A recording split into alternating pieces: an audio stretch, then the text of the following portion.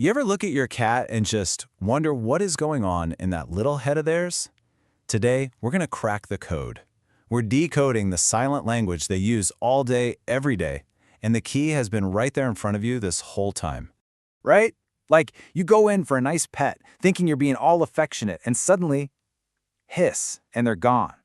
You're trying so hard to connect, but it just feels like you're constantly getting your signals mixed up. If that sounds familiar, trust me, you are definitely not alone. And look, this isn't just a simple misunderstanding. We're talking about a real communication gap. We want so badly to show them we care, but we end up completely missing, or just plain misreading, the very clear signs they're sending out. So, what exactly are we missing?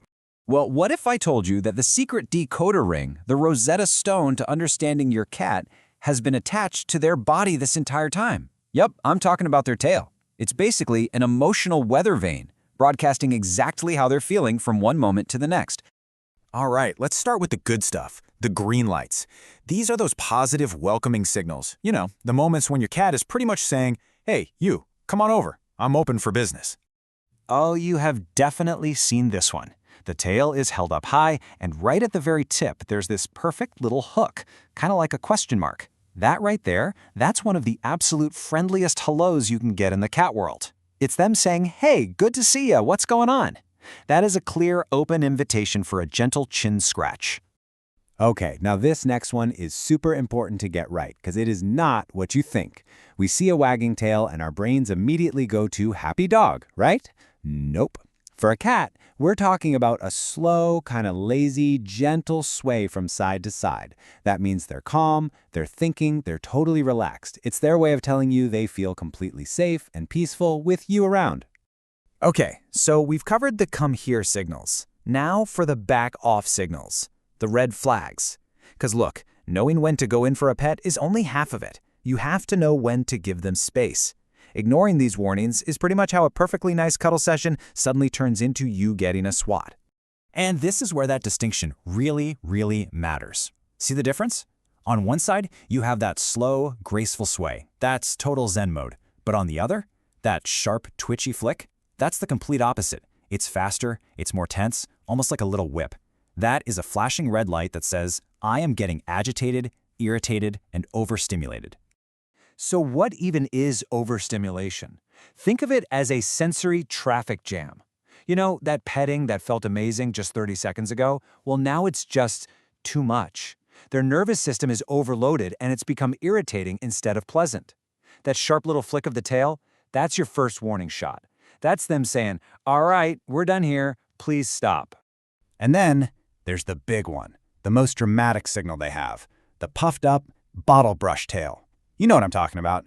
Every single hair is standing straight on end. They're trying to make themselves look as big and as intimidating as possible. This is pure defense mode. It could be fear, it could be aggression, but either way, the message couldn't be clearer.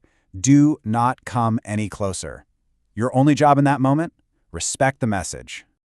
Okay, so we've been focused on learning how to read their tails. But here's the twist, and this is where it gets really, really cool. All this time you've been watching them, guess what? They've been watching you right back. That's right. This whole communication thing is a two-way street. While you're over here trying to figure out what their tail is doing, they've already become absolute pros at reading your body language. And why are they so good at it? Well, it's baked into their DNA. Think about it. They're descended from animals that were both predators and prey. That hardwired them to be experts at detecting the tiniest motions. They see how fast you're walking. They see the tension in your shoulders. They are constantly analyzing our movements to figure out what our intentions are. So, with all this in mind, how do we actually use it? How do we take all this knowledge and finally build that stronger bond we're all looking for? Well, it really just boils down to a super simple 3-step process. It's this simple. Step 1, observe. Seriously, before you do anything, just look. Look at the tail. What's it doing? Is it that friendly question mark or is it that agitated flick? Step 2, interpret. Take what we've just talked about and figure out what it means. And step 3, and listen, this is the most crucial part. Respect what they're telling you. If the tail says, give me some space, you give them space. Simple as that. Because at the end of the day, that's what this is all about, isn't it? Building a real relationship, one that's based on trust and real understanding. When you learn their language, you're not just getting smarter, you're showing them that you hear them. You're proving you're a safe, predictable person to be around. And that is how you earn those truly special moments when they're finally ready for some affection.